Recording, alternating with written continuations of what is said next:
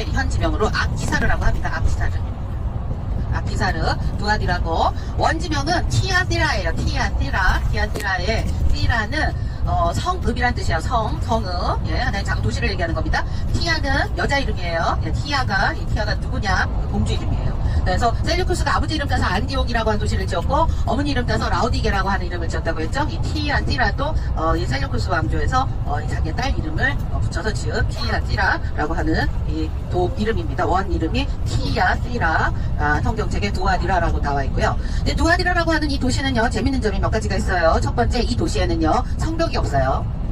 모든 도시들은 우리가 이제 도시 보건 조각도를 이렇게 쭉 보시면은 성벽이라는 게 있잖아요. 그리고 성벽이 있어야 되겠죠. 침입자로부터 이 성벽이 있어야 1차적으로 보호를 받을 수가 있겠죠. 성벽을 쌓게 되는데 모든 도읍지는, 모든 이런 도성은. 그러나 이 두아디라는 성벽이 없었다고 그래요.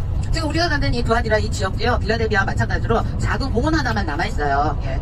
거기에 요한 기념교회가 있었던 터만 이렇게 남아있습니다. 기둥도 없어요. 거기는 기둥도 남아있지 않은 그런 곳인데 그리 큰 도시가 아니었었어요. 이 두아디라라고 하는 도시는요, 성벽이 없는 걸로 유명했고, 왜 성벽이 없었었냐 하면은 이 도시 자체를 로마인들이 아주 중요한 도시를 지키기 위한 하나의 방어벽으로 건설을 했어요. 도시 자체를 방어벽으로 건설을 했다는 얘기입니다. 그러면은 성벽도 쌓아주지 않고 그 도시 사람들이 전부 다 약탈당하고 거기에서 싸우고 하는 동안에 이 두아디라보다 훨씬 더 중요하게 생각했던 다른 도시의 사람들은 피난을 가거나 아니면 성벽을 더 높게 쌓거나 하는 시간을 벌 수 있었다는 얘기겠죠. 그러면은 두아디라가 지켜낸 그 도시가 어디냐? 바로 오늘 두 번째 우리 답사 장소인 버가모가 되겠습니다.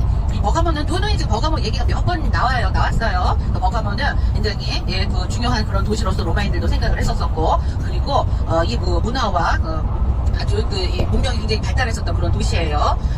북부 에게 쪽으로 올라가는 하나의 거점이기도 했었었고, 중요한 이러한 이 건물들도 많았었던 그런 도시였었다고 그래요. 그리고 로마의 황제, 유명한 황제 하드리아누스가 방문할 정도로 이렇게 중요한 도시였었다고 합니다. 이 버가모라고 하는 도시를 지키기 위해서 두아디라에다가 새롭게 도시를 건설을 하는데, 도시를 건설을 하면서 사람들을 유대인이라든지 이런 사람들을 강제로 이주를 시켜서 거기서 노역을 하게 하고 도시를 짓는데 성벽을 쌓지 못하게 했어요. 그러니까 이 도시는, 두아디라라고 하는 도시는 그냥 벌판에 집이 있고 건물이 있고 사람들이 거기에 사는데 그냥 누가 와도 그냥 함부로 쑥쑥 들어와가지고서는 약탈을 당할 수 있는 그러한 위치와 그러한 조건에 있었다는 얘기예요. 그러니까 두아디라 이 사람들은 자기들끼리 똘똘 뭉쳐야 될 수밖에 없었습니다. 자체적으로 로마라고 하는 행정적인 보호를 받지를 못하기 때문에 자체적으로 자기들끼리 살아남기 위해서 군사 조직도 만들어야 되고 여러 가지 먹고 살 방법들 이런 것들을 다 자기들이 대충 했었어야 되는 도시였었어요. 그래서 이 두아디라의 특징은 뭐냐 하면은 개 조직이 발달을 했다고 합니다. 이 개가 아니라 우리 옛날에 우리 어머니들 즐겨 하시던 갯돈 붓는다 할 때 그 개인데, 이제 이거를 이제 전문용어로 얘기하면 길드라고 합니다. 길드. 예. 그러니까 어떤 그 직업군이 있죠. 무슨 은색공장이면 은색공장이, 도공이면 도공, 무슨 그 옷감을 짜는 옷감 짜는, 직물 짜는 사람이면 직물 짜는 사람, 어떤 상인이면 상인, 각각의 직업군 같은 비슷한 일을 하는 사람들끼리 모여서 조합을 만드는 거예요. 그래서 그 조합을 그냥 단순히 생업을 유지하기 위해서 만드는 것뿐만 아니라 생업도 중요하지만 여기에는 이 조합들끼리, 즉 그 개 조직들 자체적으로 자기들을 방어하기 위한 군사 활동도 했대요. 그러니까 무기도 이렇게 또 가지고 자체적으로 침자가 들어오면은 자신들 재산을 지켜내기 위한 그러한 이 방어도 했었다는 얘기예요. 자, 그렇게 하다 보니까 이 개원들 사이의 결속력이 굉장히 중요했어요. 그 결속력을 다지기 위해서 옛날 같으면 우리 친목회 이런 거 많이 하잖아요. 친목회는 이제 즐겁게 이렇게 하는 건데 그게 너무 지나치게 되다 보면은 어떻게 돼요? 어떤 그 조직의 우두머리가 되는 거 뭐라 그러죠? 개주라 그러나요? 개주의 성향에 따라서, 개주의 이익에 따라서 개원들이 싫지만 따라가는 경우도 있잖아요. 자, 그러한 형태를 가지고 있었던 게 두아디라입니다. 두아디라. 그래서 개 조직이 발달을 했다. 요거는 단순히 재산을 형성하기 위한 그러한 이 개가 아니라 살아가기 위해서, 그리고 두아디라라고 하는 아주 악조건의 도시에서 살아가기 위해서 이 개원들끼리 결속력을 다지기 위해서 집단 행동을 했었던, 그리고 그 집단 행동들이 내가 원하지 않는, 내가 해서는 안 될 그러한 행동이라 하더라도 거기에 대해서 반대를 하거나 불참하지 못했던 그러한 도시가 두아디라.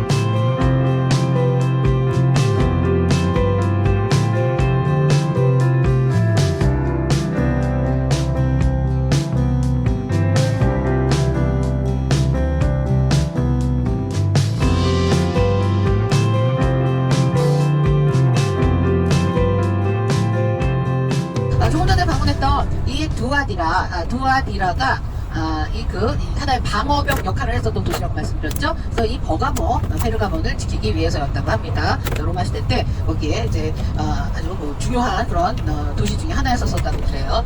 지금 우리는 이제 아시아 지방에 있는 일곱 교회잖아요. 예, 소아시아, 아시아 그냥 비슷하게 생각하시면 됩니다. 깊이 이렇게 내려가면 좀 차이가 있기는 하지만 아시아 지방, 아시아 속주라고 하는 로마 시대 때에 바울 시대 기준으로 로마의 행정구역이었었어요. 그래서 이 버가모는 아시아 속주의 최북부 지역에 있는 가장 북쪽에 있는 도시입니다. 그래서 버가모를 벗어나고 나면 거기서부터는 무시아 지방이라고 해서 원어로는 미시아라고 합니다. 우리 사도행전에 보면은 바울이 무시아 지방으로 갔다, 무시아로 갔다, 무시아에서 거기서 내려와서 거기에서 드로아로 갔다, 이러한 구절이 나옵니다. 자, 무시아가 있는 지역, 무시아 지방입니다. 우리 버가모 가기 전에, 아니요, 나중에 이거는 설명드리고, 이 버가모가 왜 이렇게 중요한 도시였냐면은 유명했어요. 뭘로 유명했느냐? 아주 학문이 발달을 하고 특히 의학이 발달한 곳으로 유명했습니다. 그래서 버가모에 처음에 이제 그리스인들이 이제 와서 도시를 세웠었을 때는 아크로폴리스를 먼저 세운다고 말씀드렸죠. 높은 곳에 산 정상에 아크로폴리스를 세워서 거기에서 이제 방어를 하기 좋은 도시를 먼저 세웠습니다. 로마인들이 점령을 했었을 때도 역시 아크로폴리스를 이용을 해서 신분이 높은 상류층들은 아크로폴리스에서 살았었대요. 그런데 아크로폴리스의 단점이 뭡니까? 산꼭대기죠? 왔다 갔다 하기 힘들죠. 그래서 이 아크로폴리스 도시 안에 모든 시설이 다 있어야 돼요. 가장 사람들한테 중요한 것은 물과 음식이죠. 음식은 노예들이 실어 나른다 하더라도 물을 끊임없이 공급을 받아야 되는데, 물이라는 게 지금은 펌프로 위로 끌어올릴 수 있지만 옛날에는 펌프 그런 게 없었죠. 동력이 없었었죠. 그러니까 이용한 것은 물은 높은 데서 밑으로 흐르죠. 낮은 곳으로. 그래서 물을 멀리 보내기 위해서는 이 고도가 높은 수원지에서 이 물이 떨어지면서 힘을 받아서 좀 앞으로 가잖아요. 이 물의 낙차를 이용해서 멀리 보내기 위한 수로를 설치를 한다고 말씀드렸어요. 근데 이 아크로폴리스 같은 경우는 위에 있잖아요. 그래서 아크로폴리스 근처나 고도가 높은 곳에 강이나 이런 식수원이 있지 않는 이상은 물을 밑에서 끌어올리기가 어려웠다는 얘기예요. 그래서 노예들이 물을 지고 날랐었대요. 수로 설치를 하기는 했지만은 효율적으로 이용을 못했다고 그래요. 그래서 점차 생활이 불편해지자 그래서 로마인들은 평지에 또 도시를 크게 세웠다고 합니다. 그래서 상류층들은 이 아크로폴리스에서 살다가 평지로 이제 내려갔고, 그리고 그 아크로폴리스에는 누가 남게 되느냐? 신전. 그리고 신전에 제사를 지내는 제사장들이 아크로폴리스에 이제 남게 됩니다. 그래서 신전이 어마어마하게 많아요. 여러 신전이 있고 황제의 신전도 여러 가지에서 1년 내내 제사가 이루어졌겠죠. 그래서 그때 이제 사람들이 올라가서 행진을 해서 아크로폴리스 내에서 행사를 하고 내려오는 그러한 곳이어서 도시의 가장兴성한 지역이었다, 이렇게 알려져 있습니다. 이 페르가몬이 여러 가지가 발달했다고 말씀드렸는데 그 중에서 특히 의학이 발달했다고 말씀드렸어요. 여러분들 의학의 아버지가 누구죠? 히포크라테스잖아요. 우리 권사님은 책을 독서회에 이렇게 하시나요? 책을 엄청나게 많이 읽으셨나봐요. 모르는 게 없어요. 괜히 저가 보세요. 아무리 영광이다. 의학의 아버지 히포크라테스인데 히포크라테스가 태어난 곳은 코스라고 하는 에게에 있는 섬이에요. 에게 남쪽에 있는 코스라는 섬. 성경책에는 고스라고 나와있어요. 고스섬. 바울이 배를 갈아탔던 섬 중에 하나예요. 근데 히포크라테스가 코스에서 태어나서 코스에서만 살았던 게 아니라 워낙 유명한 의사였기 때문에 여기저기 스카웃이 되는데, 바로 이 버가모의 스카웃에서 버가모의 종합병원이었었던 아스클레피온에서 공부를 했었다고 그래요. 이렇게 나와 있습니다. 저기 유채꽃은 뭐 써요, 이 사람들? 유채꽃으로 기름을 좀 짭니다. 근데 지금 터키에서 사용하고 있는 식용유의 대부분은 해바라기유가 거의 대부분이고요. 그리고 그 다음으로 이제 올리브유를 빼고 일반 요리를 하는 기름으로는 제일 많이 쓰는 게 해바라기유. 그 다음에 유채꽃, 카놀라유라고 얘기를 하죠. 카놀라유. 이게 그거야? 유채꽃이 카놀라유예요. 유채꽃 기름이. 올리브 절임, 제가 올리브 절임을 굉장히 좋아하는데요. 터키 올리브 절임은 솔직히 제 입에도 좀 많이 짭니다. 많이 짜요. 올리브 열매는 열리자마자 열렸을 때 그대로 먹게 되면은 먹을 수가 없어요. 좀 딱딱하기만 하지만은 이게 써요. 굉장히 씁니다. 몸에는 좋겠죠. 좋아요. 많이 먹으면 안 좋아요. 아니 왜냐면 올리브 오일을 가져가서 무겁고 찌를 빼줘야 돼. 절이면 괜찮아. 아, 올리브 오일이 건강에 더 좋습니다. 절임보다. 절임은 소금물에 담가서 염분이 많기 때문에 그래서 이거는 이게 반찬으로 먹는 거고 식료품이고 그리고 올리브 오일은 거기서 올리브를 가지고 이제 압착을 해가지고 짜내는 기름을 짜내는 거잖아요. 올리브의 좋은 성분은 오일에 다 있어요. 그래서 오일을 드시는 게 더 효율적입니다.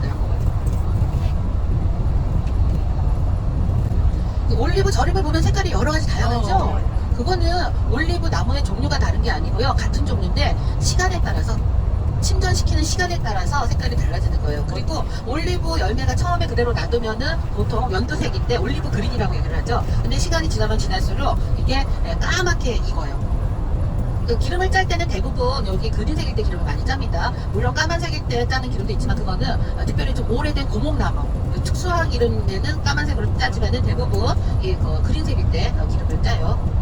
오래 놔둬서 좀 까맣게 된 거를 가지고 침전을 시켜서 절인 게 또 까만색일 수도 있고 아니면은 그린색 열매를 소금물에 오래 담가두면 담가둘수록 색깔이 진해집니다. 같은 올리브 종류예요.